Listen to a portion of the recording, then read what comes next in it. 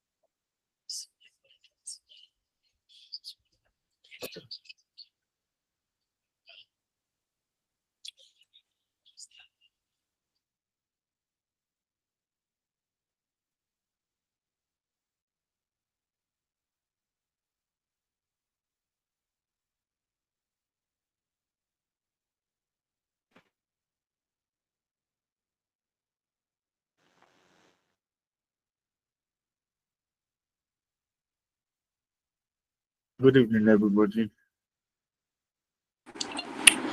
Good evening, sir. Good evening, sir. Those on YouTube, if you're Good Good evening, evening, sir. sir. watching on YouTube, please Good make your evening, sir. comment so that we can start here. Good evening.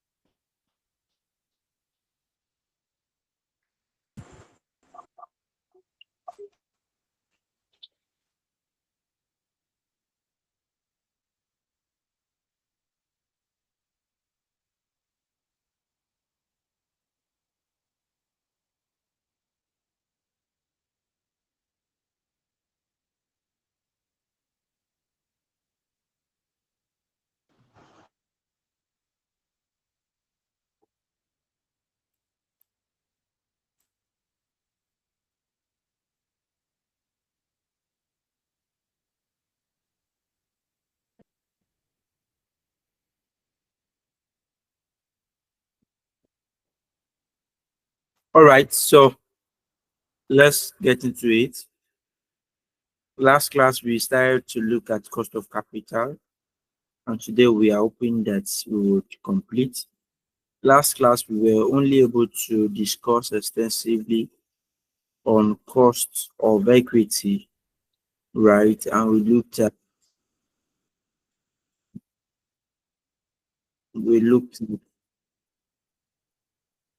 we looked at what's the name now? Cost of equity, right? So today we just want to look at cost of debt.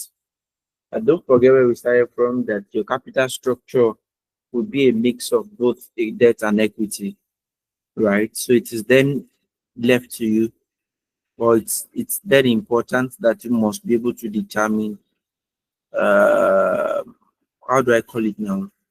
The weighted average cost of capital, because weighted average cost of capital considers both your debt profile and your equity profile. Does it make sense? Does it Yes, make sir. sense? Yes, sir. All right. So Yes. so it means that for your debt to for your weighted average cost of capital, it must consider all the alternatives that you have. It must consider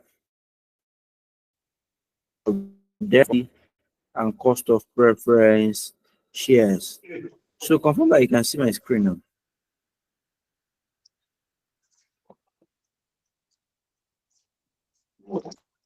We can't. No, sir. No, No, sir. We sir. cannot No, see your sir. screen. I can't see. No, sir. Okay. I can't see nothing. Just your picture. Okay.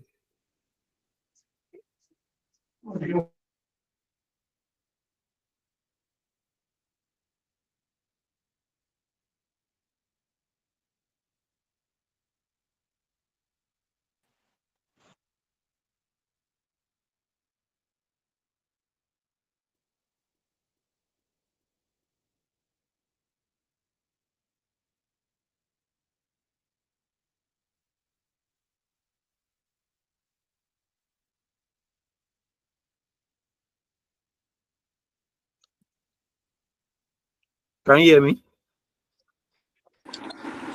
Yes, sir. Yes, sir. Yes, sir. We can hear you.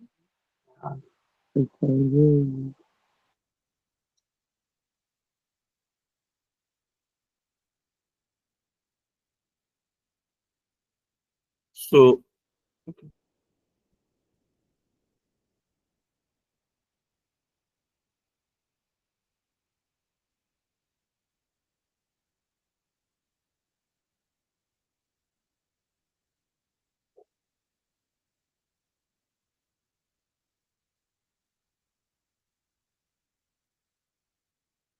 So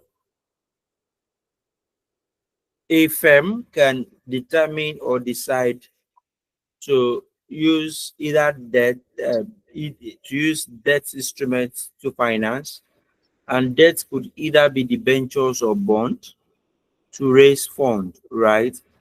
And they can be convertible, right? Convertible simply means that you can convert the debt instrument to equity, or it can be non-convertible, right? But it is important for us to note that for debt instruments, the interest remains fixed, right, until maturity of the debt instrument. So we expect a specified coupon rate at regular interval, right? Number two, there's somebody on this call using double gadgets. Who is using two gadgets? Please help me. Oh.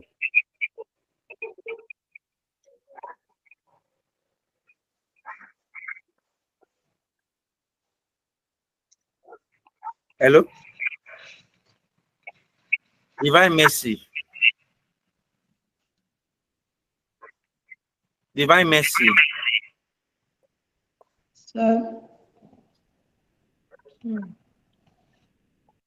Hello, can you hear me? Yes, sir, I can hear you. Hello, can you hear me? Yes, sir, I can hear you. Yes, sir, we can hear you, sir. Okay, that makes sense. So, okay, so there is specified maturity date at which the issuer is expecting that you will pay the face value, which is the redemption value, and the interest, right? So there is a yield to maturity of the debt instrument. And so over the maturity life, at the final year, when the debt instrument matures, right? So the issuer is expecting you that you will actually repay the principal plus the interest in the final year. Does it make sense? So in order to determine what is the cost of debt, right? So the formula will be, are you with me? Yes, sir. What will you? Yes, sir, we received. So the formula for cost of debt, right? So for cost of debt,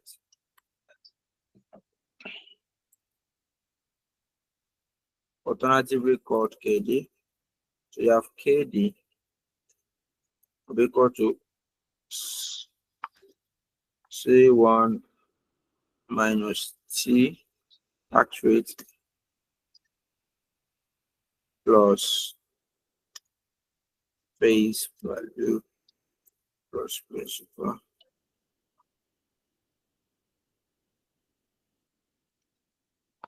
Right, divided by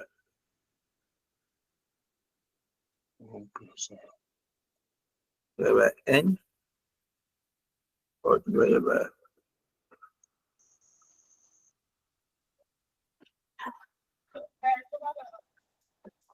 So we can't see the screen. That's the screen. Is it for everybody?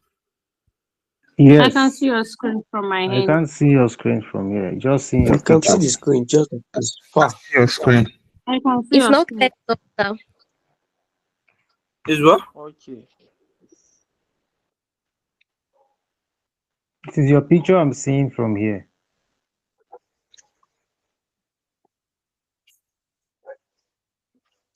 It could be a network. Those on YouTube, can you see my screen?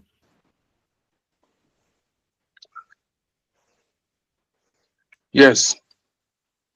We can see your screen. All right, you want to just check It's your back network. now. Just okay. I didn't do anything. No.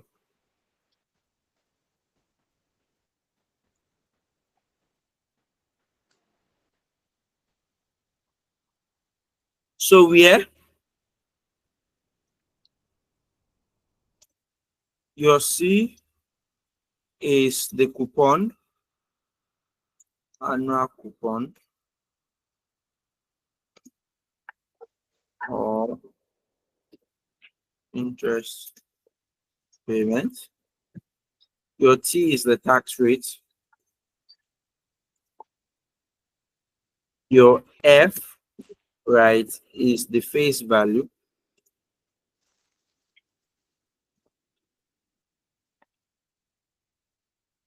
Your P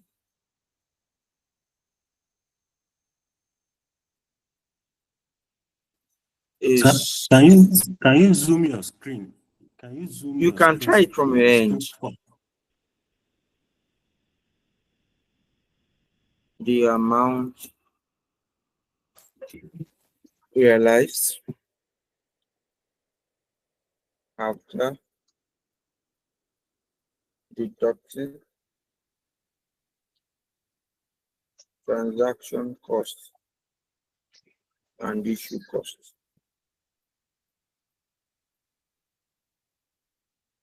So that's basically it. So let's look at this illustration. Right. So on Credito Italiano, the products of merger of Credito and three is a commercial bank with its main basis in Italy and assets in Eastern Europe.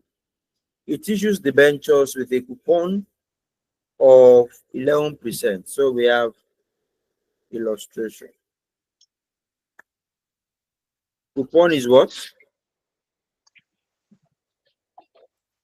11%. Are you with me? The redemption value. Yes. Redemption value or the face value is how much? €100. 100, right?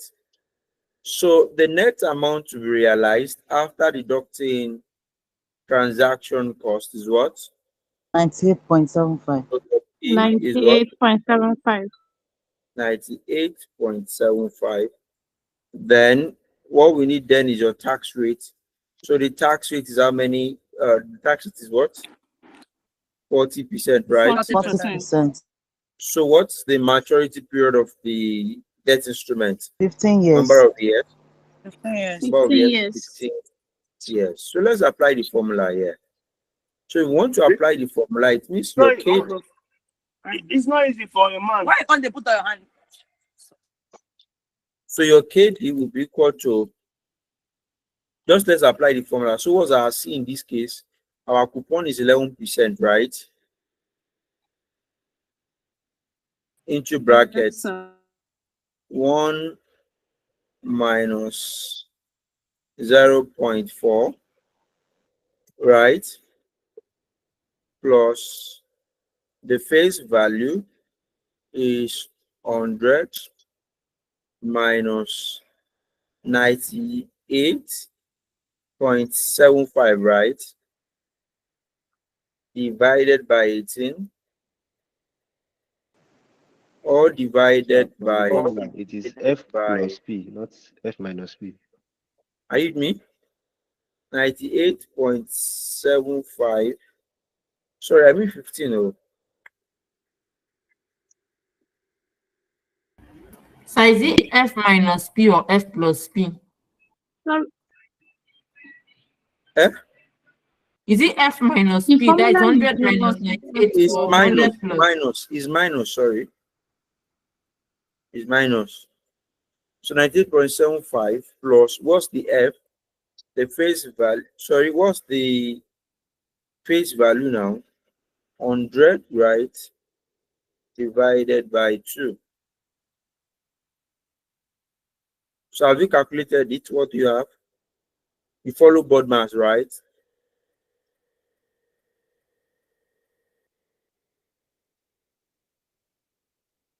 Yeah.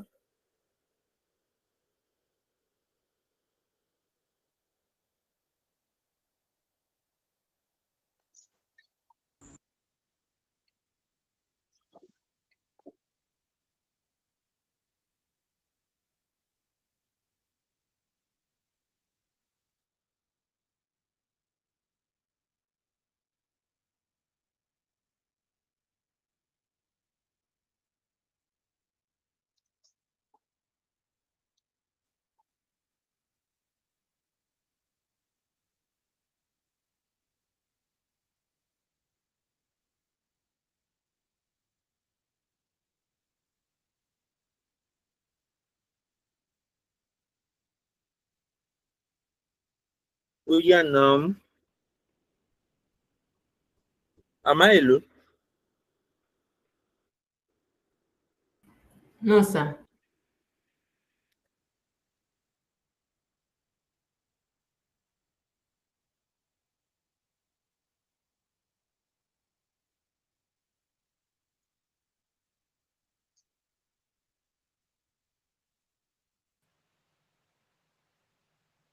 Hello. Yeah. Good evening, sir. Please, I want to know which material are they using? Are you guys using for this? Which materials? Like, I understand that this material was shared before this class was started. You understood wrongly. Oh. This material was not changed.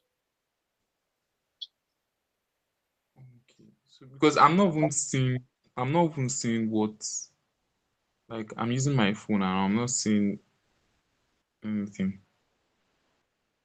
This is Zoom. Please try to zoom. Okay. Okay. The answer I got is 0.067. Do anybody want to confirm? Can anybody confirm if the figure is correct for?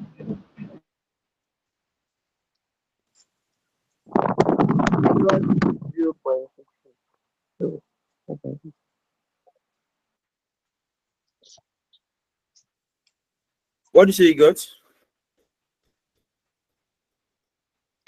0.124. 0.60. I got 0.60. So can we go back to the score again, please? 0.124. No, that 124 does not sound correct. Follow board mass. 0.015. No, no, that's not correct. So let's do it this way. Say your screen, please. What do you say? Your screen. My Your screen? picture is showing. Yes, sir. No, it's on network. People are seeing my screen. Okay. All right. Thank you. Okay, it's back. Okay. So let's do it together. 100 minus 100 minus 19.75. What do you have? 1.25. 1.25. Divided by 50. What do you have?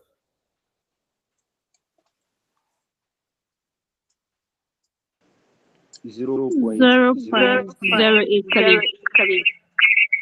0. Point what? 0.83. 0.083. 0.083. So you have 0. You know this is in percentage, right? Let's convert it to. We have 0.11. Then 1 minus 0.4 is 0.6. Right? Yes. So 11 times 0.6. 0.066. 0.066. 0.066. 0.066. Like this? Yes, sir. Yes, sir. So what is 98.75 divided by 100? What do you have? I mean, 98.75 plus 100. What do you have? That's 197. Who is that person using double list? Listen to me right here. Hello. Taiwo, please. I beg you. All right. Hello, can you hear me? So 198.75 divided by 2. What do you have? 148.75. 99.375. 1.375. So do it now. What do you have? 0.00. 0.60. What do you have? 0.60. 0. Point what? 0.00119. I mean 0.00150. That's approximately.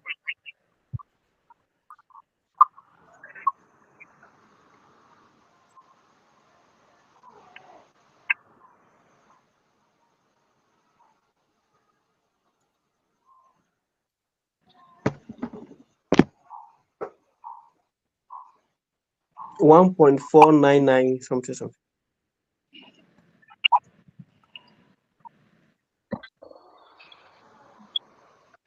And the answer is 1.4. You can just call it 1.50. What I'm getting is 0.009. So I Sorry, think that's different. add it again 0.066 So plus you 0. didn't add 0.066 to your equation actually. Okay, let me start again. 0.149. Yeah, I am getting one. I'm getting 1.00369.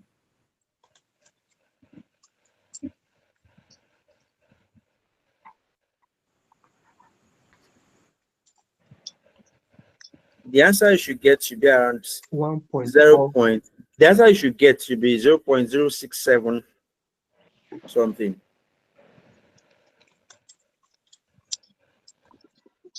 But what we actually got is 0.0014993 and so on. Okay. That's the same answer I got.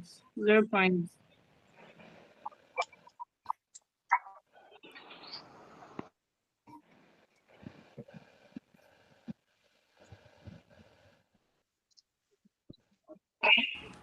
My answer is 0.066.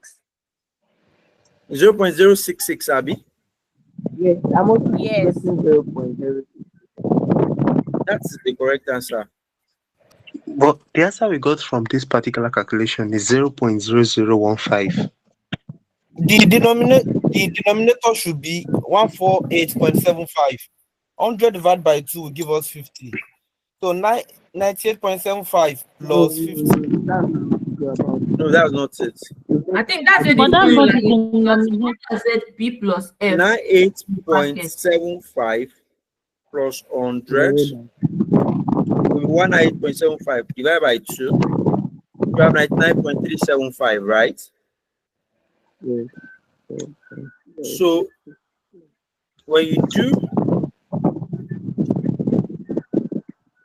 So the answer should be 0.066. so how did you get your 0.066?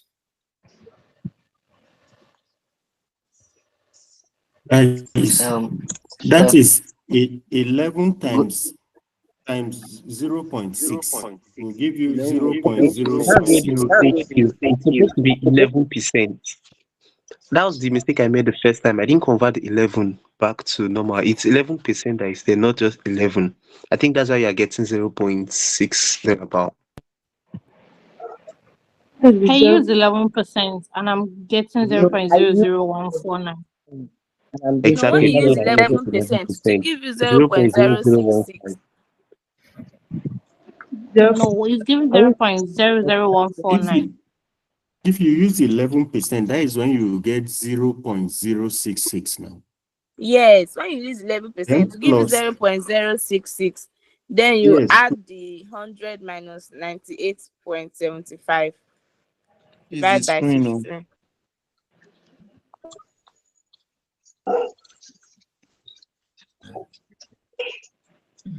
what I did was I think the best thing is since we all have scientific calculators, 11% we can just include the times again. 0.6.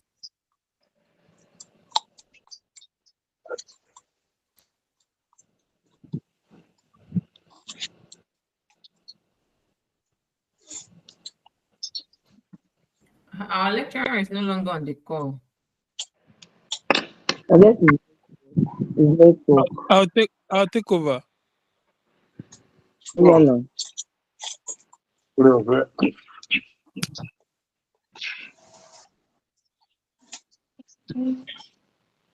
Who is taking over? Actually, I think that the denominator should be 148.75 because going by the rule of board mass, division come before addition. So 100 divided by 2 Exactly. plus. So that's where the No, confusion why I is think now. that does not They are work going is by because the the rule of formula God you gave mass. us, there's That a formula bracket said there first. B plus F, all in brackets. There is a That means you add bracket. the B and F. So So the except bracket if has you're to go doing before B the plus division.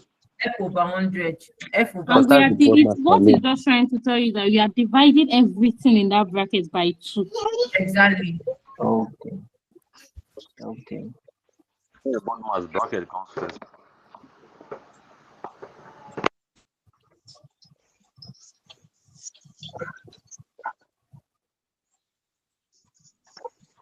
What I got is 1.499, and if you multiply it by 100, to give us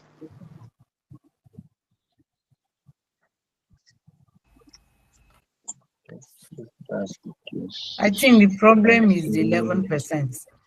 If we convert the 11% to 0.11, then the answer is 0.0015. If you don't convert Actually, it, that's then what it I is got using 11%. 0.075. That is the problem, to convert or not to convert. So, like I said, I don't don't convert. Okay. Like I said, it was a mistake on my part. Please don't convert. So, what do you have? 0.0. 0.0015. 0.0672. Chris, are you saying we should convert or not convert? 0.0015. 0.067, yes. 0.067. So, Yes, sir. Even without therefore, converting, it's still the same 0.0015 I got because I had to put 11% with the brackets. That's why I got 0.0015.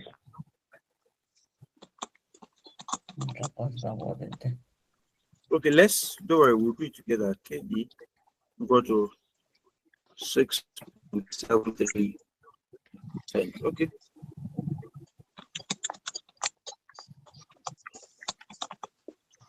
So 11 times 6 plus 6.6, right?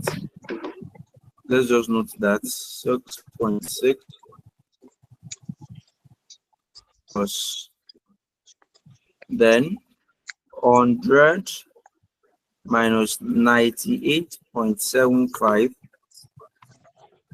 divided by 15 give us 0.083, right? Then 198.75, right? Divided by 2 give us 99.375, right? yes. So we then do 6.6 plus 0.083 divided by 99.375. This is what you should have now. Yes. So that's 11%. You times 11 by 0.6. Are we not meant to times 0.11 0.6? I said don't convert, express it in percentage. But sir, the 6.6 you wrote, it wasn't expressed in percentage. The 6.6? You just put it, yeah, you just put it at 6.6. I'm saying that we're not getting my point. My point here is that for the coupon, right? The coupon is in percentage. And the idea of this deducting it is from tax. Because interest expenses, allowable expenses, right? So the idea is that in reality, the interest is no longer 11%. The interest has been adjusted by the tax rate. So the tax rate is 40%. So you convert the 40% to decimal, you have 0.4. 1 minus 0.4 will give you 0.6. So 0.6 times 11 will give you the post-tax interest rate, right? Or the post-tax coupon rate. So you have 11 times 0.6, then give you 6.6. So the 6.6 is now 6.6% post-tax. Does it make sense? Yes, sir. Sure. Yeah, so that's the idea. Any question? Right. So let's move on. So this is what you have in the case of redeemable debentures, right? Somebody raising hand. So let's look at term loans. Sorry, sir, please. I don't know. I might still have to bring us back here again. I just still tried with 6.6% following the same computation, and I arrived at still the same 0.0015. Okay, let's So I don't know stay if here I'm missing together. something. Let's stay here together. So let's stay here together. You've agreed that the first one is 6.6, Abby. Yes, sir. 6.6%, yes. And when you did the right hand side, you had 0.083, Abby. Yes. It's okay, sir. The thing I want to say is here, the first one we got 6.6%. So when I was Yes. imputing it in the calculator, I put 6.6% there. What do you mean 6.6? You are supposed to put 6.6, not 6.6%. Okay. So that's what I explained. That express it in absolute value. You don't have to convert it to decimal. Make sense? Even if we sir, could where please, how this 100/2, how did you do it? So what we did was this 100 is better written this way. Make it make sense so that we don't confuse ourselves. It's all divided by 2. Okay. You understand? So that's 98.75 plus 100 divided by 2. You have 99.375. Okay.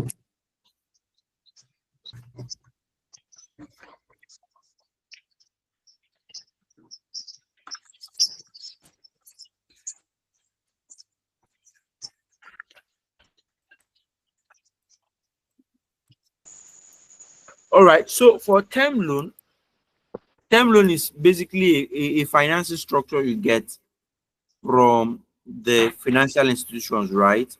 And for the term loans, is either you can make bullet payment, that's by having your amortization schedule, right?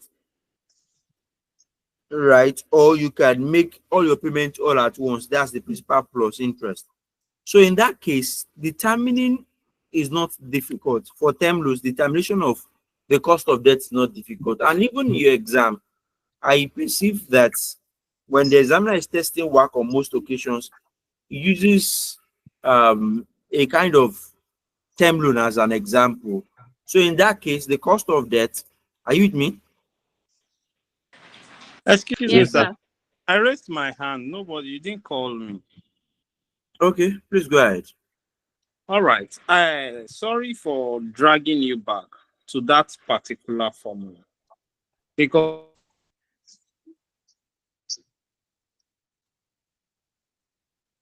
which together, I tried to look at that formula.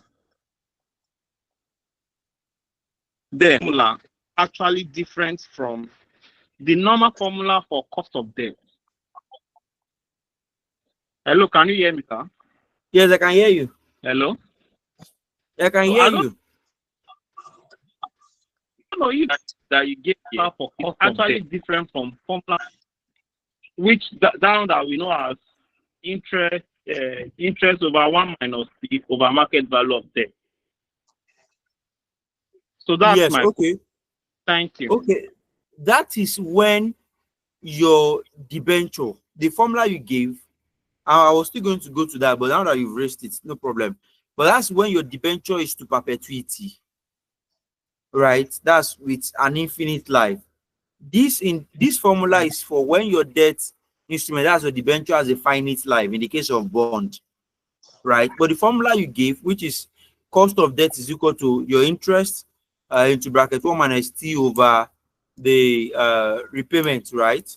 Or the amount to be realized. That's when your debt instrument is to perpetuity. Do you understand the difference now?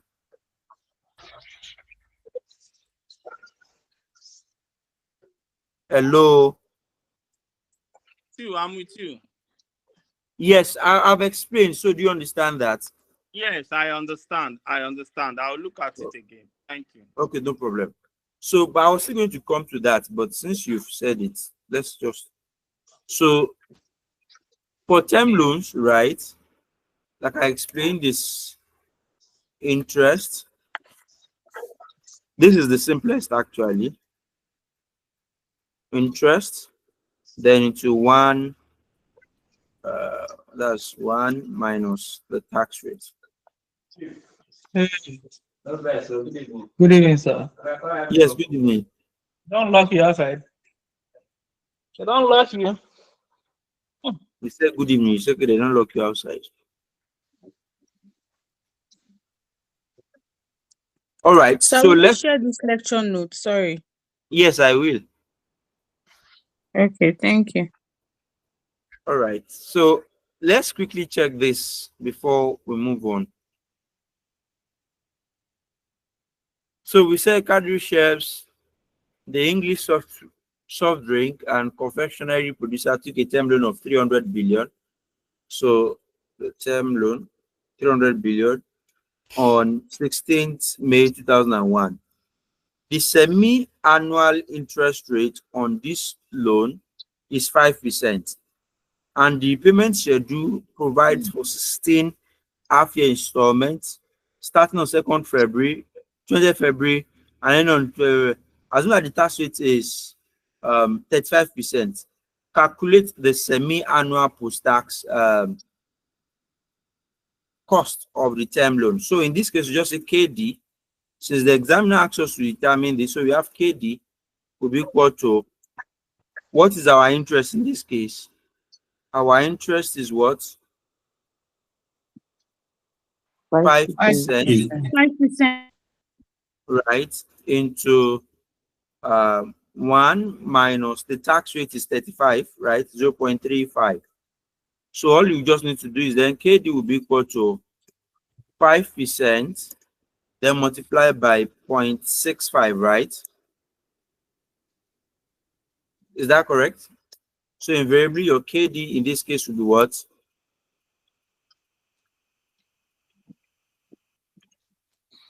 Please help me.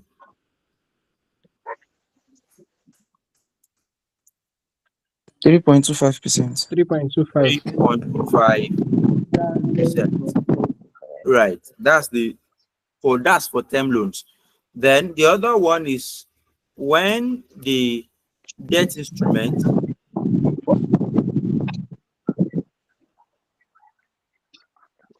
is perpetual. Perpetual means the debt instrument is like it's irredeemable, right? Like irredeemable debenture. So we expect that it will move into perpetuity, right? That's we don't expect. Is somebody calling my attention? So in that case, you have your cost of debt to be equal to your coupon, right? Which is the formula I dictated. Your coupon interest rate minus onto bracket 1 minus the tax rate, then divided by the amount realizable, which is your P at the end of the day. Do you understand? Which is your P at the end of the day. So, but don't let us just waste our time. So for WACC, when you say something is weighted average, right? What you're trying to do is that you want to check for the impact. I really don't like bothering with formula. So when we say it is WACC, what you are trying to do is you are adjusting each element of the capital structure, right? You are adjusting each element of the capital structure. Are you with me? Yes, sir. Yes, sir. So you are adjusting. Yes, sir. You are adjusting each element of the capital structure based on their proportion of contribution into the capital structure. Does it make sense to you? So what I'm saying is that you are weighting all of them together, and then you are actually, because you know each of the source of fund has different rate of return, right? And we expect that your weighted average cost of capital should take into consideration the volume of the source of fund, right? And then should also consider the interest rate. Are you with me? So in that case, you would then say that your weighted average cost of capital, are you with me? Yes, sir. Yes, sir. Please Your weighted proceed, average sir. cost of capital will be equal to your weighted average debt multiplied by your cost of debt plus weighted average preference shares multiplied by your cost of preference shares, then plus your weighted average cost, your weighted average equity multiplied by your cost of equity, right? But this thing is better presented in tabular format. So let's look at this. Let's look at this together. And this is just a simple example before we look at your past question. Are you with me, please? Yes, sir. So let's look at all state company. This is an example. All state company.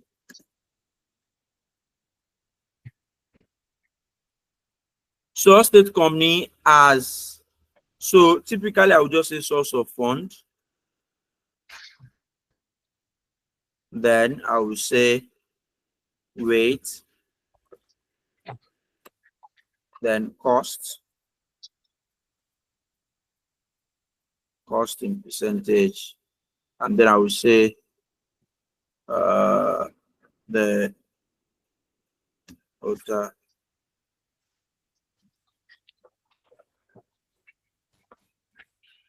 returns. All right, so here I have debt, right? So what's the weight of debt here? 0.83, right? Are you with me? Yes, sir. So what's the cost of debt? 5%. 5%. That's 5%. So 5 times, that's 5% times 0.83. What do you have? That's 4.15%. 4.15%. Then you say preference stock or It is in preference share. percentage. Yes, thank you.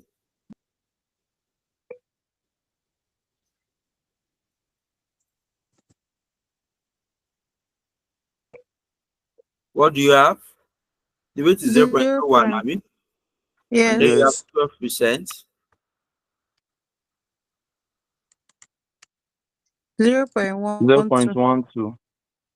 0.12%. The next one, what do you have?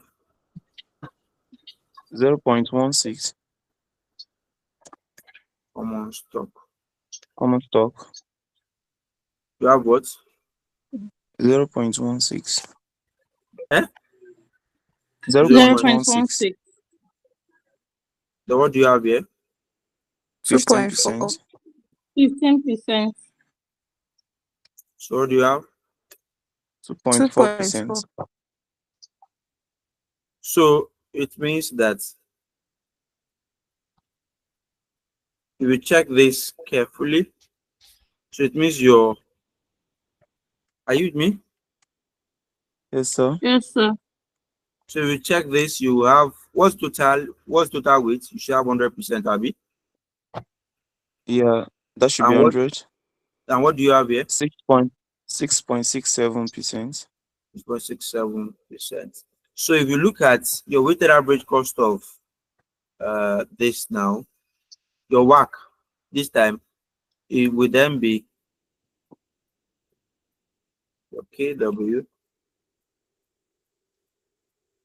will be equal to your 6.67%. That is, so if you look at this carefully, you realize that this 5% contributed the largest, right? Because debt is the cheapest. Debt is usually the cheapest, while equity is always the most expensive because it follows the principle of risk and return. Do you understand? It follows the principle of risk and return. And debt equity is more volatile and more risky compared to debt instruments. Do you understand? Yes, sir. Hello, are we together? All Are we together. together? Yes, Please, sir. could you take that Just again? Please, can continue. you Yes, repeat I that? will Yeah, and see. then, please. Yes, I was saying that in reality, you know, they are the risk, they are the return, right? And equity is more volatile, is more risky compared to debt. That's why we expect that in every capital structure, we expect the equity to be more expensive compared to debt. Do you understand? Okay. Yes, sir. Yes, sir. So we expect that the equity will be more expensive. That's why you have 15% and 5%. Do you understand that now? So, but don't worry, we'll get to understand that better. So let's look at your past question. Let's look at your past question so that it will make more sense before we then look at the types of weight before we call it a night.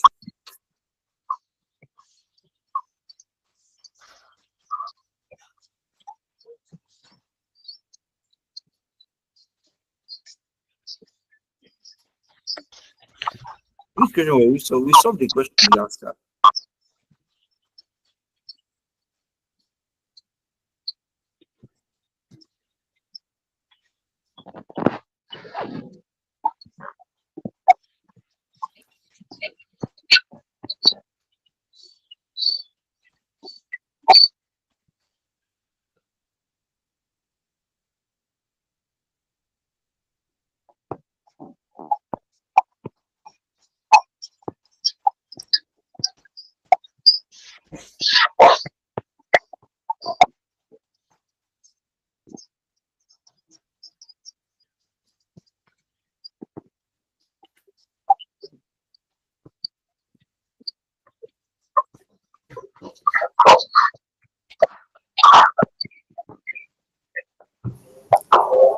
Yes, please mute your mic.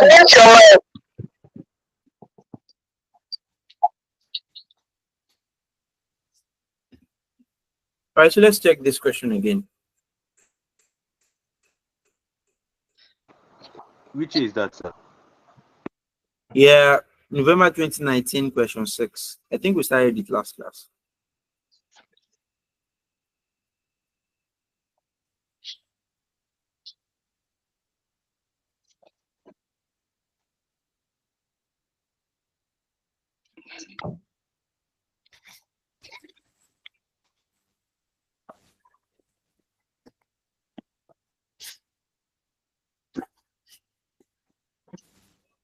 So who's reading?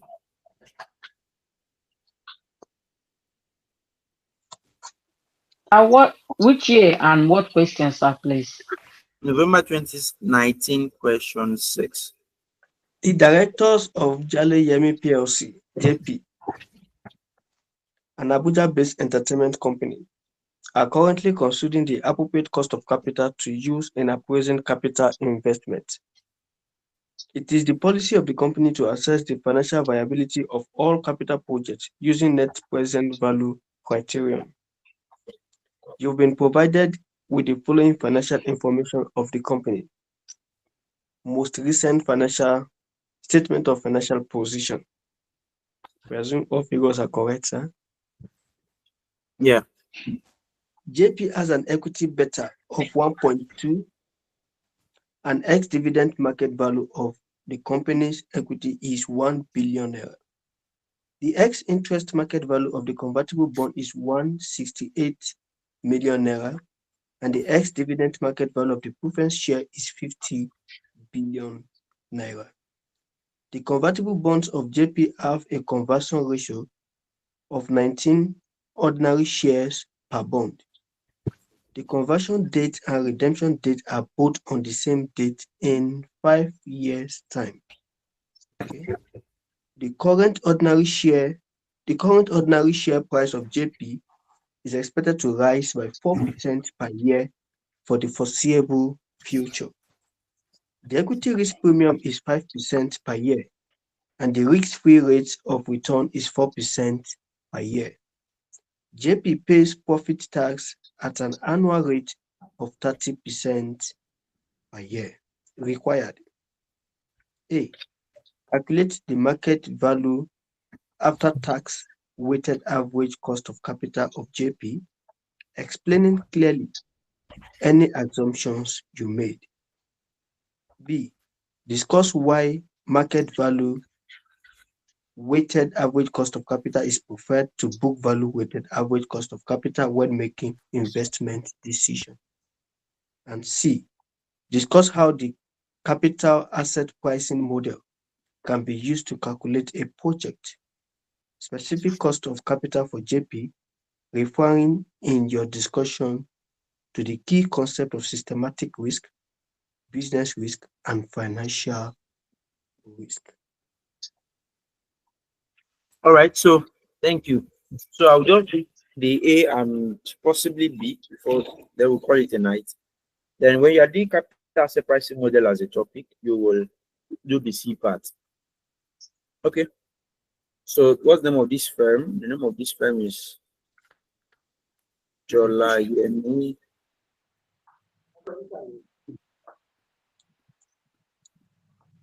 Abi. That's right. Jolayemi.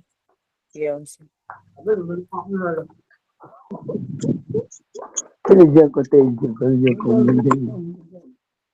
So determination of cost of weighted average cost of capital. But don't forget where we started from. We said the weighted average cost of capital is the weighted average of the cost of debt, cost of preference shares, and cost of equity. So it then means that for you to get your weighted average cost of capital, you have to first determine what? The cost of equity, Abby. Are you with me? Yes, You have sir. to Yes, determine the sir. cost of equity. Yes, sir. And given the information you have here, the best way to determine it, since we have our equity beta and we have our risk premium, right? We have our risk premium, we have our risk-free rate. The best formula to use there is capital asset pricing model, right? And do you remember your formula? So your capital asset pricing model, so you say using CAPM. I have solved this before in the last class. So you say using CAPM, your KE equal to what? Your RF plus, are you with me? Yes, sir. RM Minus RF, right? Then multiplied by Beta. your beta. Plus. Abi? Yes, sir. Yes, sir. Equity beta. So then your cost of equity in this case now, what is our risk-free rate? Our risk-free is 4%. So we're told that JP has an equity beta of 1.2. The convertible bond rate. So the risk premium is 5% and risk-free rate is 4%. That's correct. We have 4% plus. RM minus RF is risk premium. So you don't need to look for that's 5%. 5%. Yes, sir. Then multiply by And the your equity beta equity is 1.2. 1.2. So you say 1.2 multiply by 5. What do you have? That's 6. 6, sir. You have 6. So 4% plus 6%. What do you have? 10%. 10%. 10%. All right, that's that. So that's just one step off the way. So the next thing we have here is the second one. We're now told that they have debt, right? And the nature of the debt here is convertible. Are you with me? The nature of the debt here is convertible. And by convertible debt, we mean that it can be converted to equity depending on which one is most favorable, right? So the debt holders. Sorry, sir. Yes. Sir, please, from the formula there, RF plus bracket open RM, that is the market value. And from the question, No, RM is that's not not market value now. That's market risk, not market value. Market value. okay. Market risk given. Is the market risk given? We are seeing a We market say premium. so market premium is the market risk minus the risk-free rate. So Okay. that's the technique. Your RM minus RF is your risk premium technically. So anytime you have your your risk premium, right, which is your RP, that means the examiner has already solved for your RM and RF. He has already solved for it. He has already given you the difference. Do you understand?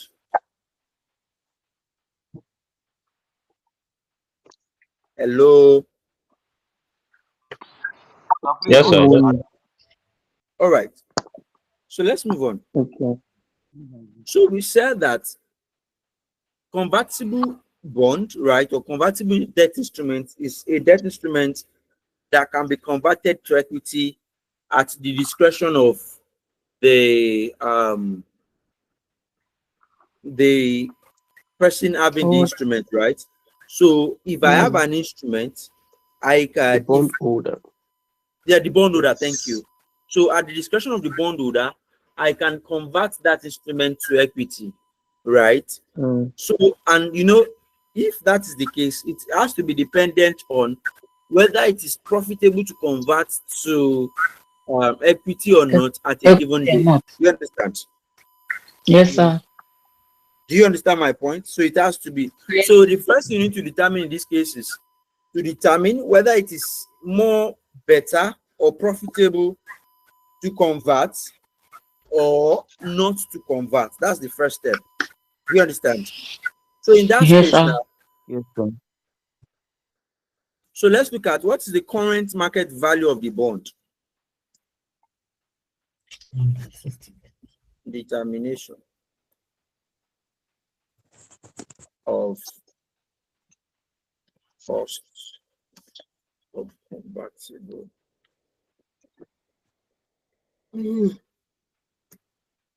That's right. So what's the current market value of the bond? 100. 1 billion.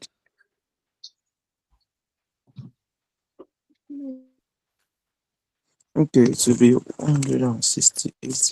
160. 160. 160. 168 million. So now let's look at this. Okay, don't worry, we'll get it together. So let's look at this together.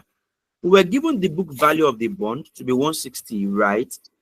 So the book value of the Yes. bond is 160.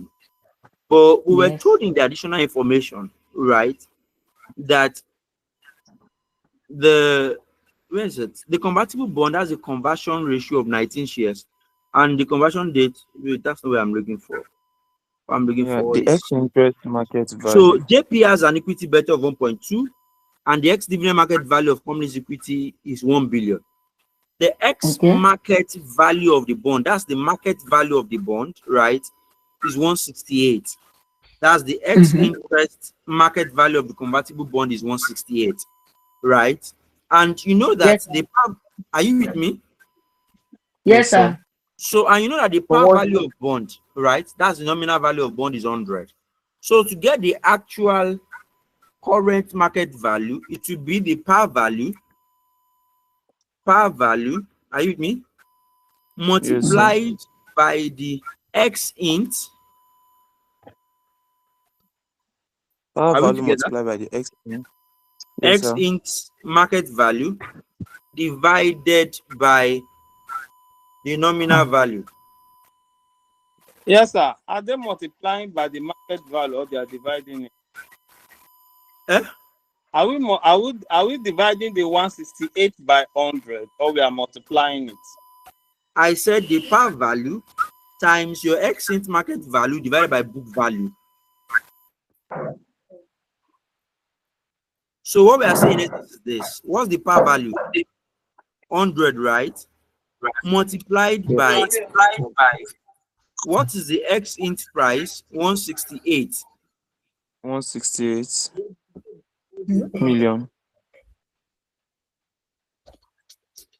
Divided by the book value, 160. So what do we have?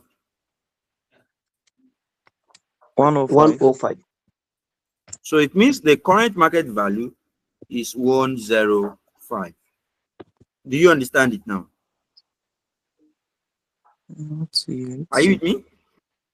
Do you understand it to this extent? Yes, sir. So we need to compare this with the future value of the shares. Future value of the shares. Are you with me? Excuse me, sir. Where do you see the book? Yes, I have a question, sir. Yes. So where did we see the book value of the convertible bond? That's under the statement provided. 160.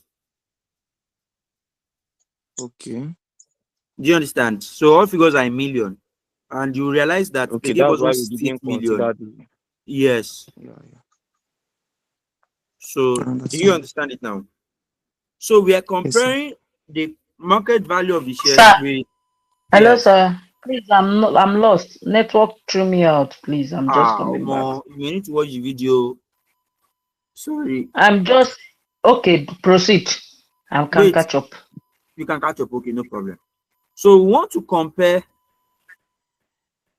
Okay, so we are here together. We want to determine, or we've determined the current market value of bond, right? So the next step would then be for us to determine what is the future value of the shares, right? And if you remember, we said that for equity, we expect that the market value of the shares will continue to grow, right?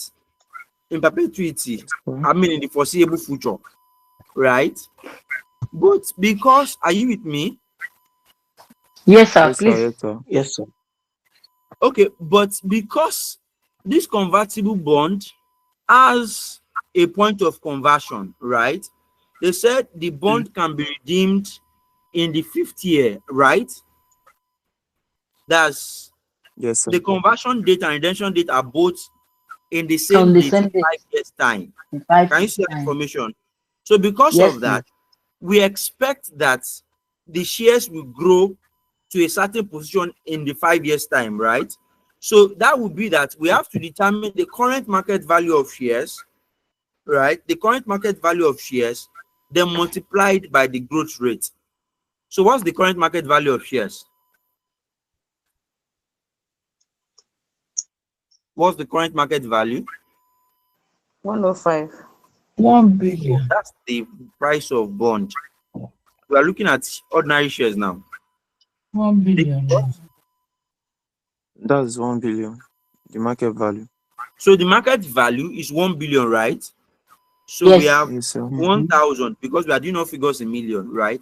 So 1 billion is 1,000 million, 1,000. right? Divided by Yes, what sir. is the total unit of shares the company has? If you check this ordinary share, 200. 200, right? Yes, sir. So that will give me the per unit value of shares. Yes, sir. Is that clear? And that's 5. That's 5, right? Multiplied by 1.04, which is the growth rate, raised to power 5. That's number of years.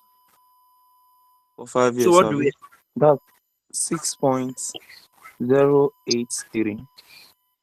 6.083. Are you sure?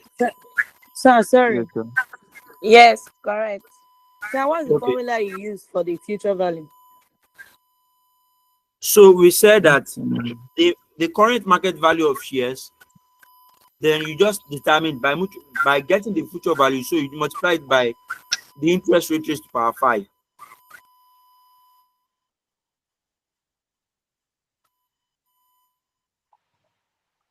Alistair, please, can you come again? So I said what you have here is 1,000, right, divided by 200. My goal here is to determine what is the current market value of the shares, right? And to achieve that, what I did was to take the total market value, which is 1 billion. That's the total value of equity, 1 billion. divided by 200 gave me 1 unit value of shares, right? And so in the next 5 years, at the point of conversion, right? In the next 5 years, at the point of conversion, what will be the future value of the shares, right? Do you understand? Because we expect the shares to grow to that particular point at the time of conversion in the next 5 years. Do you understand? Yes, sir. Hello, Okay, sir. are we together? Yes, sir. Yes, sir. Yes, sir. Continue. So then, what is now the conversion value? Are you still with me? Have you done bond valuation already? We are on it, sir. Okay, but you should. What I'm doing should not be new again. I want to ask that are Sir? they far from each other? What do you say? I want to ask that are they like interrelated with each other? This bond conversion and this cost of equity and equity. Yes, yes. In fact, I need it to determine my value of bond before, because you know what I want to get is the cost of debt. That's why I'm going through this struggle, just to determine the cost of debt. Abi? Okay. So, Yes, sir. so let's look at the conversion option now. The conversion option. I Are got you with me? offended. So I'm dragging you back. How did you get that 1.04 raised power 5? So we expect that the share price will increase by 4% per year, right? And the redemption is in 5 years. Okay, okay. So that's it. Right? So if this guy decides to convert, it means, you know, he has conversion of 1 bond for 19 shares. Does it make sense? That's correct. Yes, sir. He has 1 bond for 19 shares, right? So it means that at that point, when he wants to convert, he will be buying, assuming he wants to buy at the secondary market, right? We'll be buying at 6.08. Is that correct? Yes, please. Multiply by 19. So it means the conversion price will be how much? 115.5. 115.5. So let me ask you, as a rational investor, would you prefer to convert or not to convert? To convert, sir. You would prefer to convert, right? Because your conversion option will increase your wealth compared to the market value of the bond. Does it make sense? Yes. So I have a question. So, but assume that. Excuse me, sir. Yes. If you are talking the market value of bond, we didn't consider the price as at the 5th year. No, we didn't consider the price at, because what we needed for that is just the current market value. Is the current market value of the bond, not the future value of the bond. Okay. Is the current. It's for the shares. We're not looking at it. Is either the value of the bond now compared with the future value of the shares. Do you understand? As we are determining the future value of the bond, then that would have been and we were told that it's going to increase. But you know, another point again is that you can, because it is fixed rate, so most of the time the price of bond does not change. Okay. Yeah. Thank you. Unlike and that's why your equity is more volatile and has higher return, because it's more risky, right? Because equity price change per period. Do you understand? Yes, sir. Okay, so let's move on to the next step. So what's the redemption value? So the redemption value at par. So if the bond is going to be redeemed at par, so value of bond at par. What do you have? 100 naira. Abi? Okay, Yeah, yes, that's sir. the value of bond at par, right? Yes, So sir. you've actually agreed that you will want to convert. So in this case now, let's now determine what is the coupon. So determination of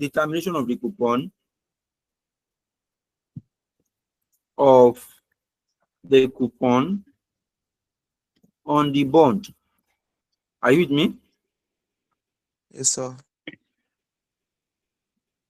So to determine the coupon on the bond, all you just need to do is, what is the constant interest rate on bond?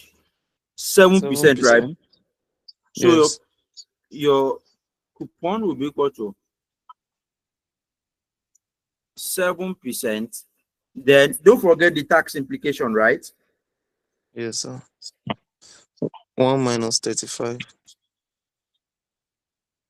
Is 1 minus 1 minus 1 minus 0.35.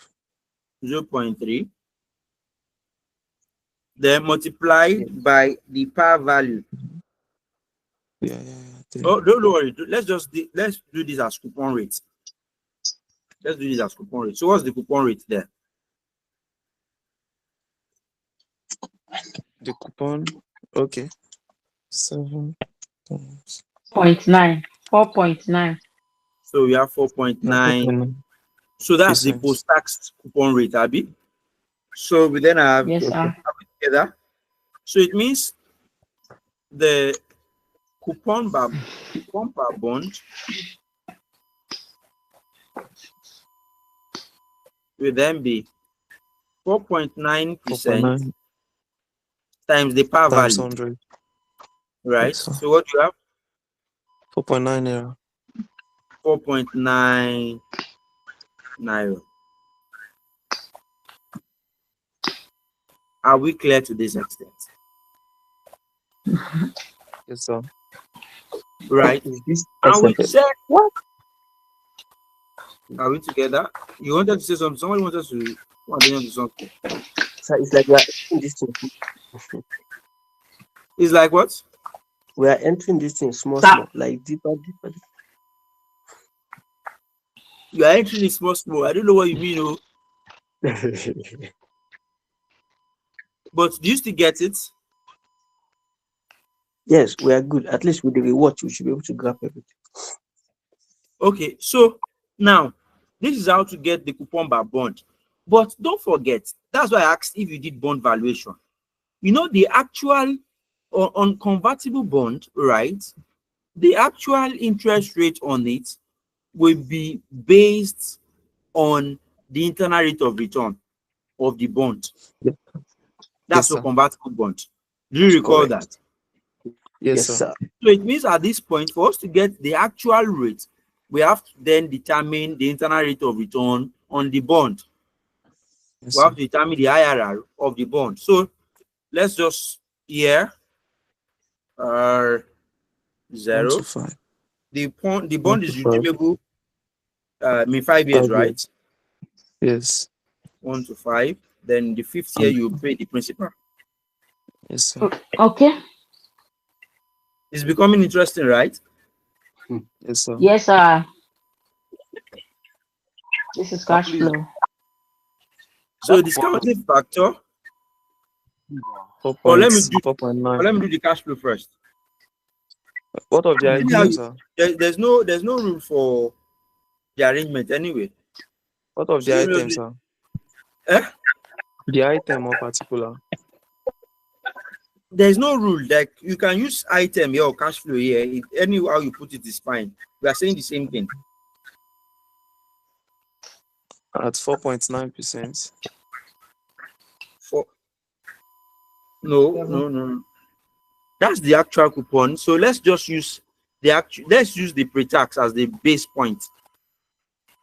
7%. You know that the rate you will use, you'll get it. 7%, right? Yes, sir. Yes, sir. Then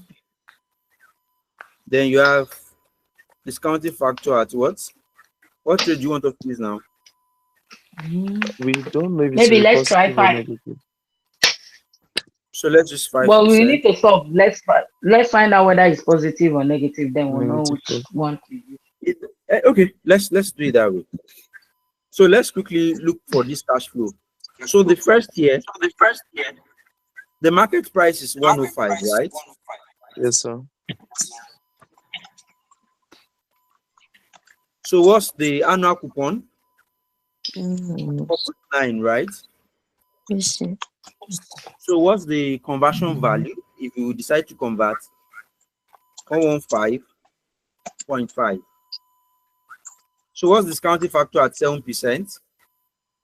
For year 0 is 1, Abby? Yes, sir. So 1 1.00. formula, right? 4.10. 4.10. 4.1. Then what do you have at the 5th year?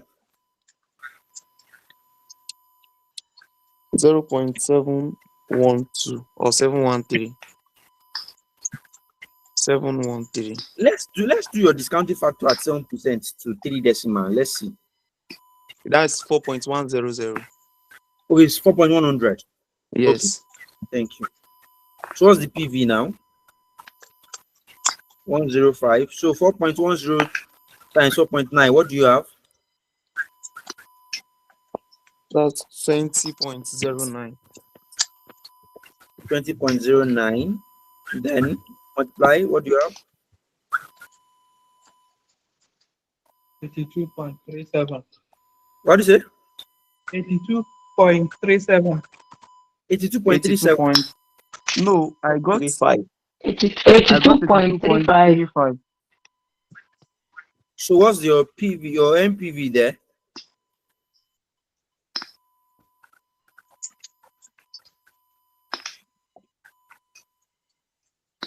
That's negative 2.56.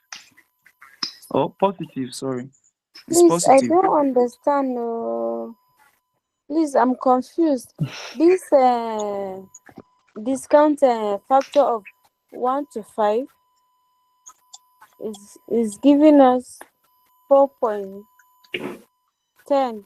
Then that of the 50A is giving us 0. Please, how did you arrive at that?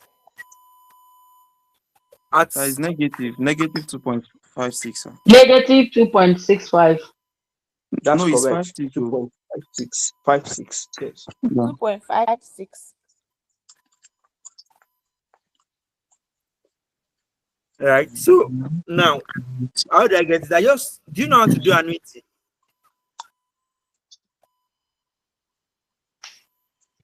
Yes, sir. Yes, I know how to do annuity. Yes, just apply 7% as an annuity formula. Then you should get it. Yes, it will give me the 4 points, but I thought it's the same. The one of year 1 to 5, and that of the 50 year will give us the same. No, you know the idea of annuity. The idea of annuity is you are compiling from year 1 to year 5. Yes. The idea of year 5 is giving you only 1 year, so you cannot compare Okay, 5 so years. I will just use the normal discounting factor. That is 1 all over 1 plus r raised to power n. That's not annuity for the formula. 50 year. No, I'm talking of the 50 year. Yes, that's how to get it. Okay, that's what. Okay, it's only in a. Okay, I understand now. Okay, that's fine. Okay. So let's go. What's your discounting factor at 5%? 4.329. 4.329. That's correct. And discounting factor at listen, what do you have? 0.784. 0.784. 84. So now what's your PV?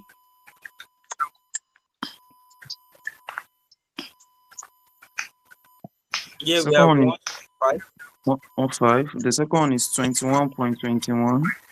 21.21. Next one. And the last one is 2.49. 90.55. 90.95, I mean. 55. No. So what do you have? 0.45.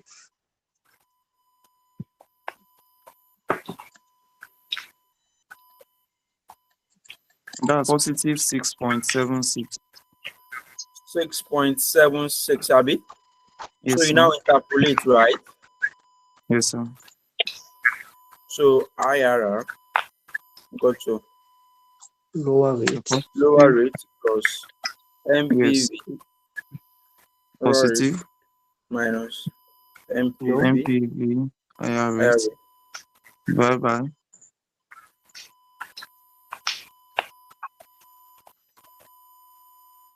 MPV lower rate.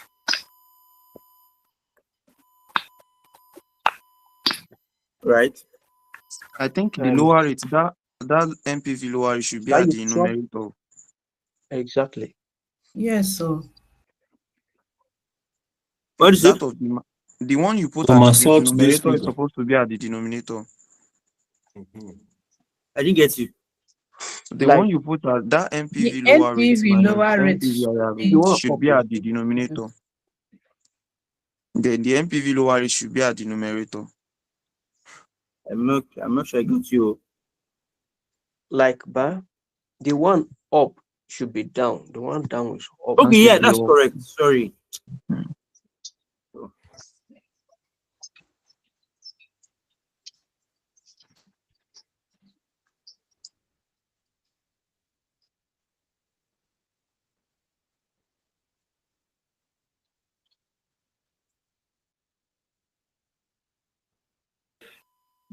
Stepmother was active. Sorry.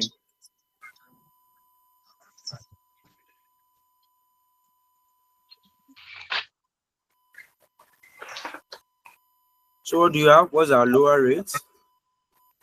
5% plus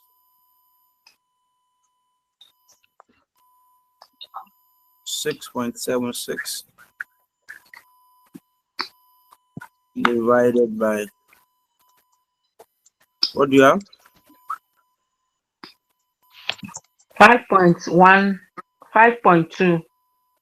5.2. Do you all agree with that? I'm still on it, sir.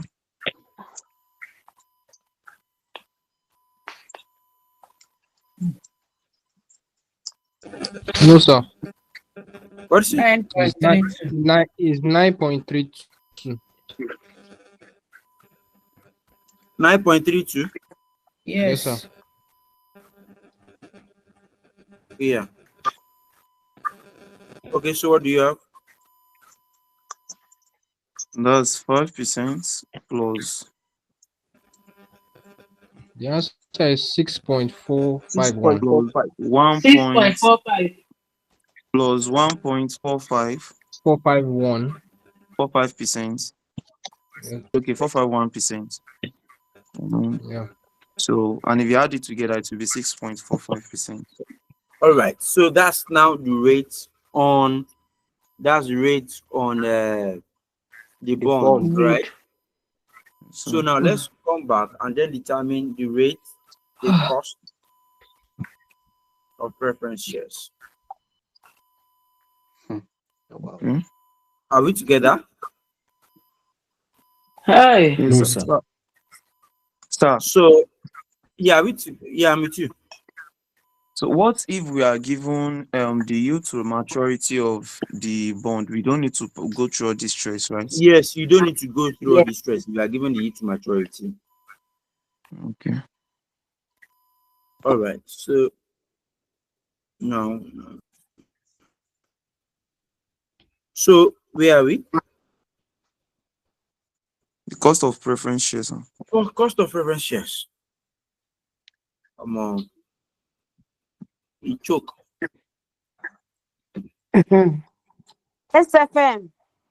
I can. It's actually not that difficult, really. No,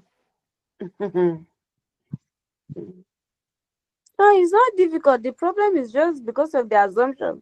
I don't like anything with assumption. So let's check.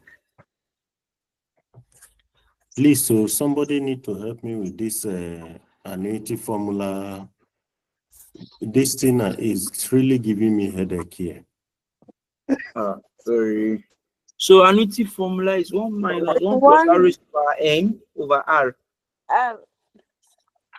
1 minus 1 plus r raised to power n over r. Right? Yeah. Yes, sir. Divide by R.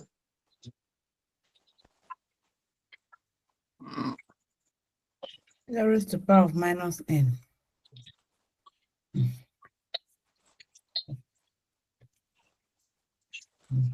Formula is 1 minus bracket 1 plus r raised to power minus n all over r. Okay.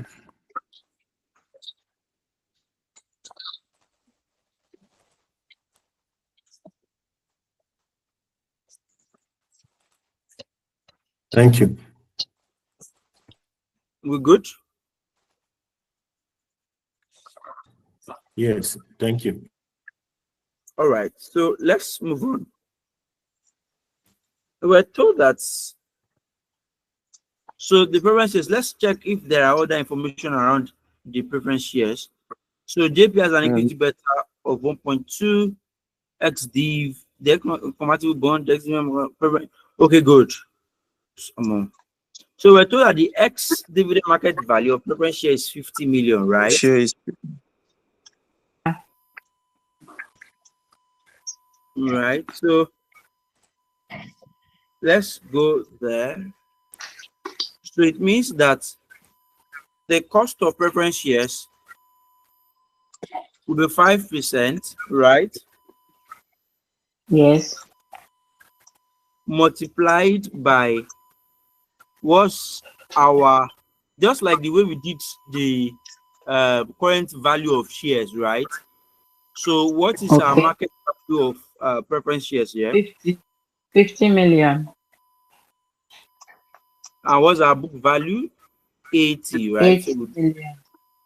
80 divided by 50. So what do you have?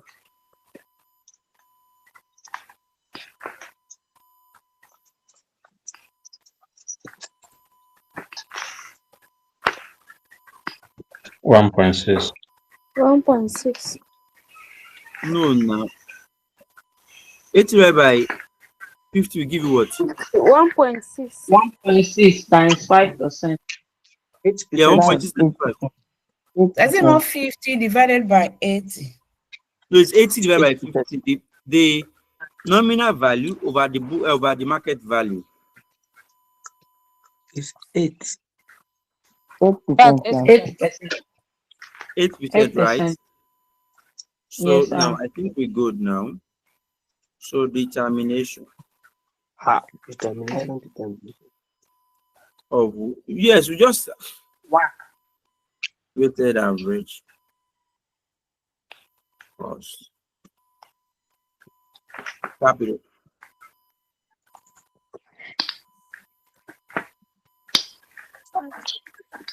Away. Hey. Excuse me, sir. This the for the shares we did 168 over 160. So why are we doing 80 over 50 for the preference share?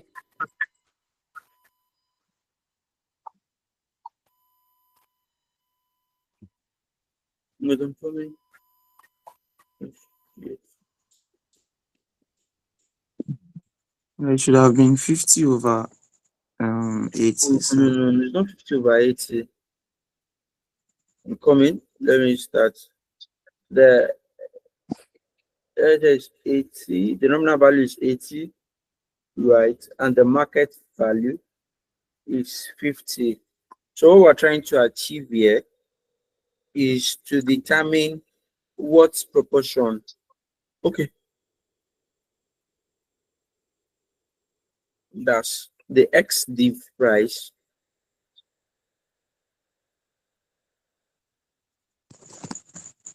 Sorry.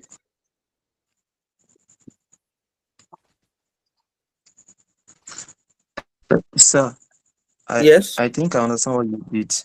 The normal formula should have been the 5 divided by, so it should have been 5 divided by then 50 divided by 80. So if you cross multiply, it will give you this, but it is still the same answer. Wait, just a minute.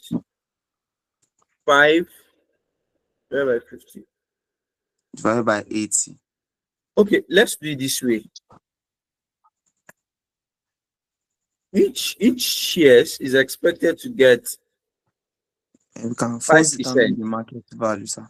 Yes, sir. right? 5% is what they expect, multiplied by the nominal. Okay, the ideal thing should be multiplied by 80, right? So what do we have there? Because that's the book value. We were using book value. That's 4. 4. That's 4%, right? Yes, sir. No, normal 4. No, Ordinary 4. multiplied. This is divided, multiplied. You said we determine 5% of 80. But Yes. 5 times 80 is 400.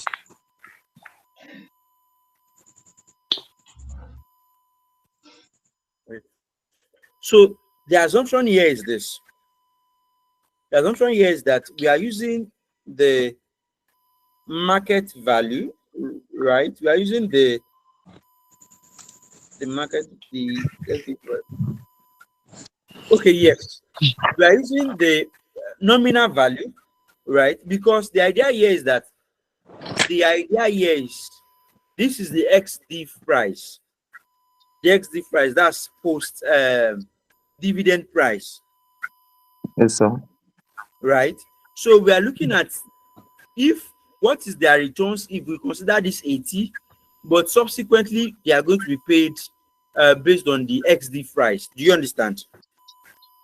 Yes, sir. So that's the idea there. It's just an assumption. It's just the book value, the weighted average assumption. The market value assumption of the preference shares. Excuse me, sir. Yes. If we use the normal formula given to us for cost of preference share, which is the preference share dividend divided by the XD market value of the preference share. So we first get the individual market value of the preference share, which is 50 divided by 80. That's 0.625.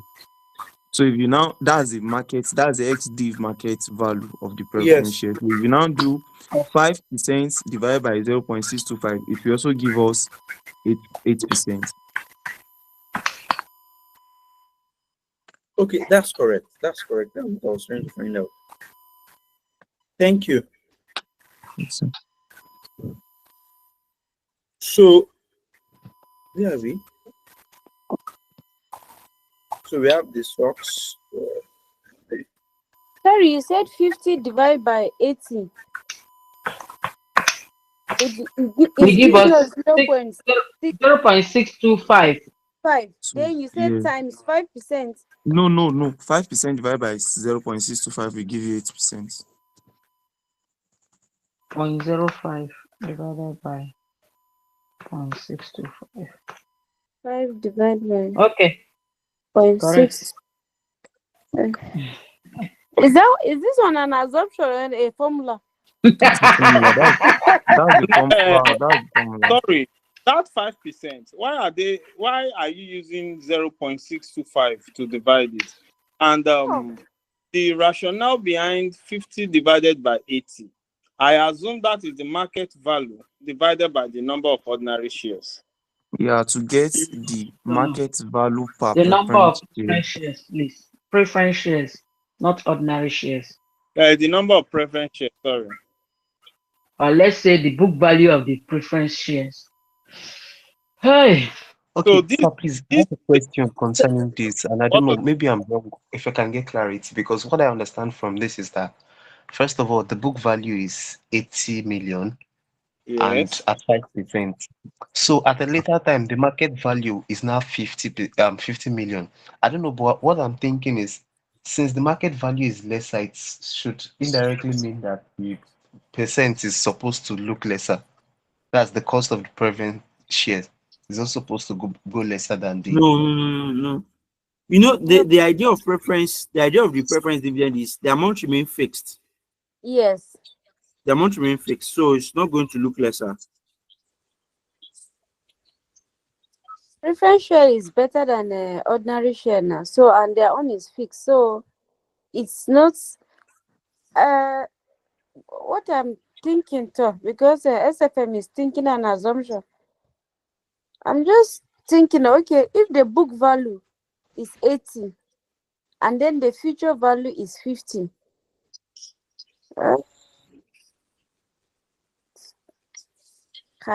This way.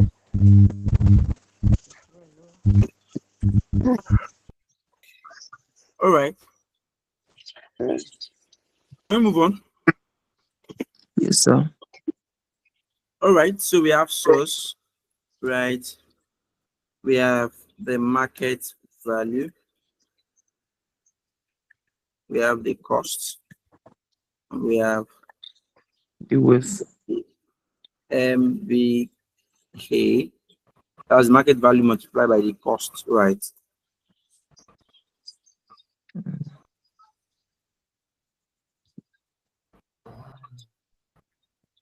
So let's go. So the first one we have is ordinary shares, Abi.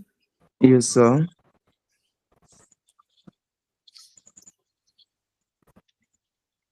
So what's the market value of ordinary shares? Can you show up, sir? Can you show? Yeah. So the market value was given. The market value is 1 billion. Are we not 1 going to get billion. it per share? Are we not going to get it per share? No. No, it's not per share. It's total market value. Okay, sir. Yeah. 1 billion. It's 1 billion. What's the cost of equity? 10%. 10%. Yeah, 10%. So what do you have? Is that no 100? 100. 100, right? So what's our preference? You have what? Market value of preference is how much? 50, right? Is it preference shares? Yes, sir. 50 million. What's the cost of preference shares? 8%. So what is 8%. 50? Sir? 8% of 50. 4. 4, right? Then what do we have there?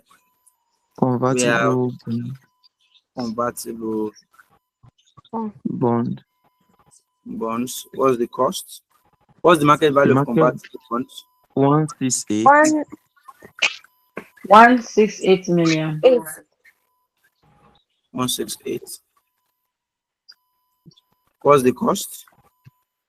The cost is 6.45.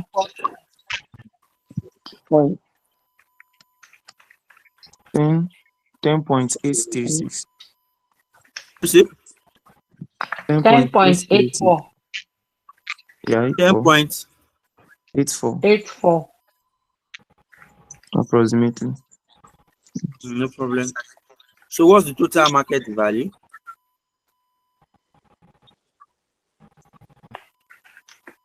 The total market value.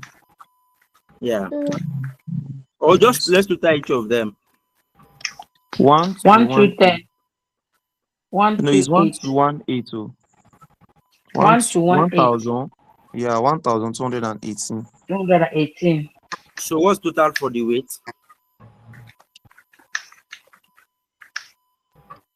114.84. 114.84, Abi. Yes, sir. So your WACC equal to 114.84 divided by 1218 times 100. What do you have? 0. Multiply it by 100. 9.4. Okay. 9.42. So that's the answer. Are we good? 9.43. WACC. Excuse me, sir. Sorry, Yes. please, where's the 10% gotten from for ordinary shares? This is Cost of equity. The answer. Thanks. You're welcome. All right. So, any question?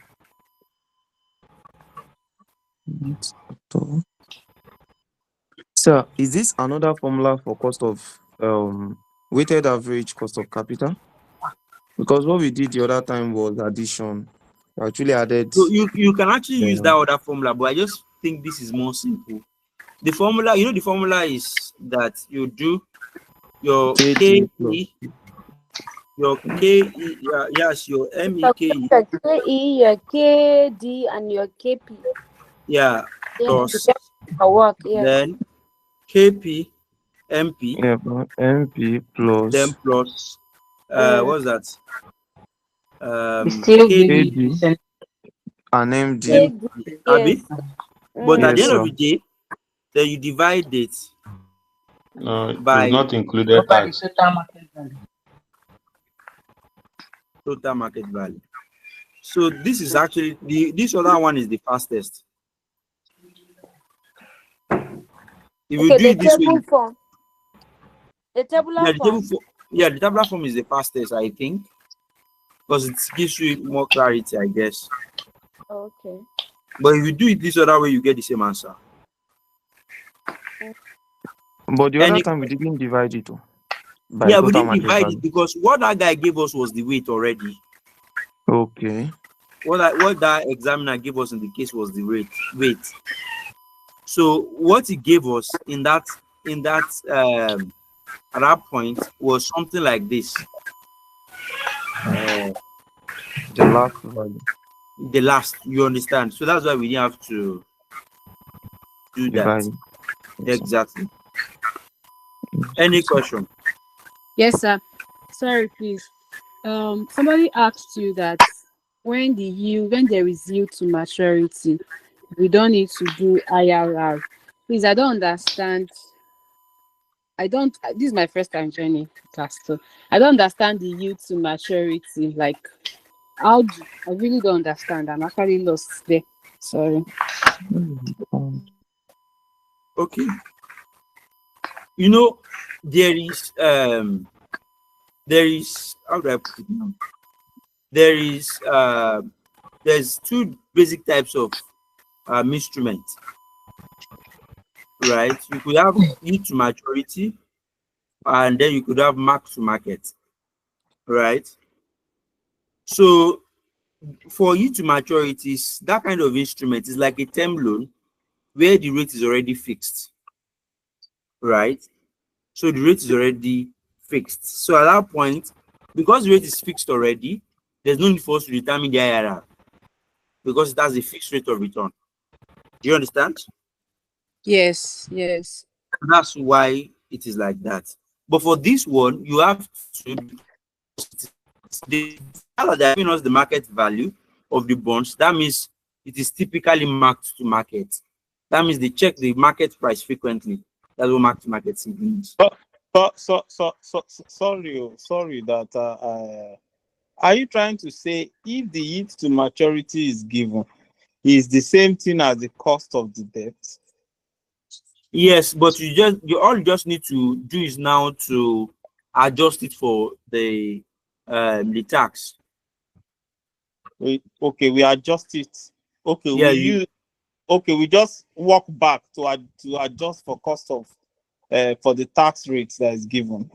Exactly. So in that case, you have your KD equal to the coupon rate, then into bracket 1 minus T. So it's just like a form of walk back. Exactly. I don't know what you mean by walk back. Don't let me use the word exactly. But the formula is just your KD is equal to your coupon, then 1 minus tax rate. Okay. I want to get it clear. Are you trying to say the cost of the debt is equal to yield to maturity? Yes, that's the idea there.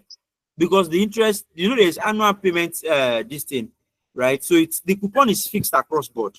That's the idea. Okay. Thank you. You're welcome. Sir, you mean, I'm very sorry, sir, for coming in. So you mean for the cost of debt, which is equals to maturity, we are going to adjust it for tax by saying 1 minus the tax rate given, right? Exactly. That's what I was saying. Okay.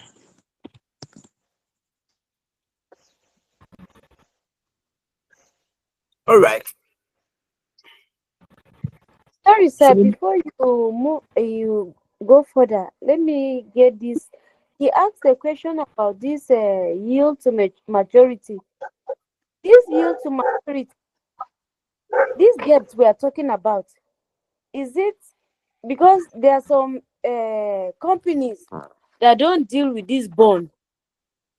They deal with equity and they borrow money. That is the debt. okay, that's term loan, right? Yes, so I don't understand what are we talking about? Is it this debt in terms of term loan or bond?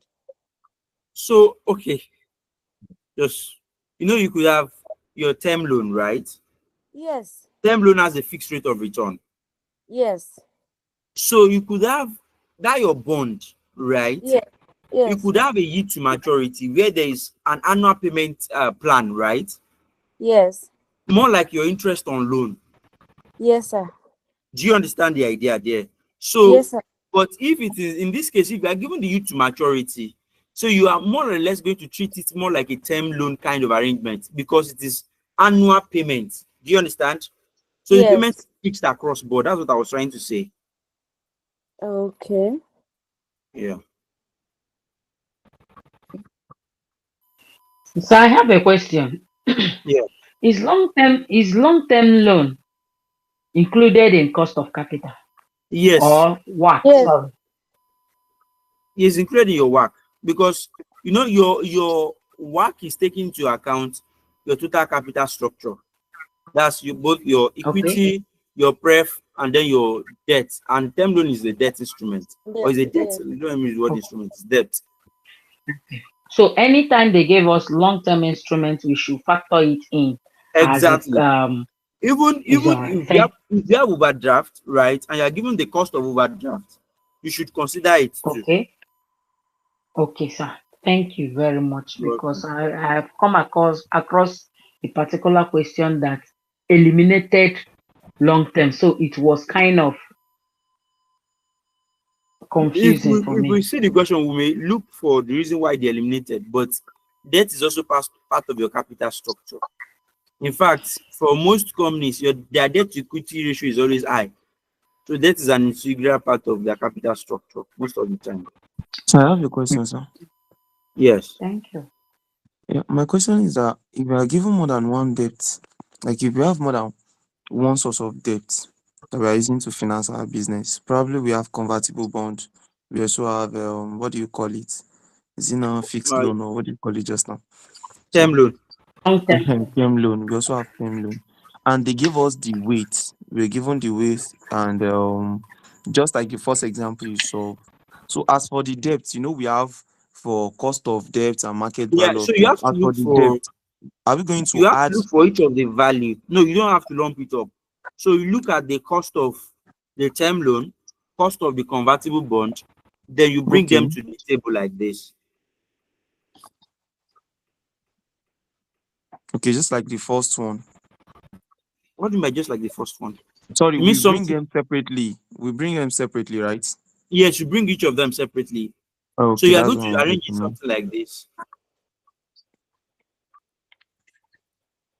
All right. Okay. Any question? I understand what you're saying. All right. In the absence of questions, permit me to call it a night here. I think I Sorry, don't sir. think. Sorry, Ah, before we call it no. a night. This other work. Why? So I think you answered it before. Probably I was not paying attention. But why was it divided? Again, sorry. This second calculation of work is divided. While the first one we did was So added. I answered it that for the first one, the guy gave us the weight already. That's why it wasn't divided. For this one, we are trying to determine the weight by ourselves, right? We try to determine the weight. That's why we divided it by the market value. Okay, sir. Thanks. All right. Another question?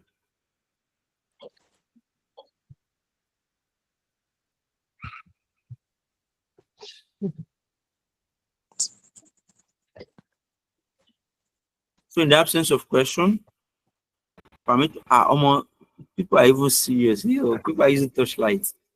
Wow. Oh God.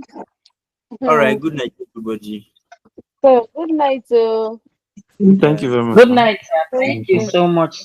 Good night, sir. Thank you very much. We really appreciate it. Right. Thank you very much, sir.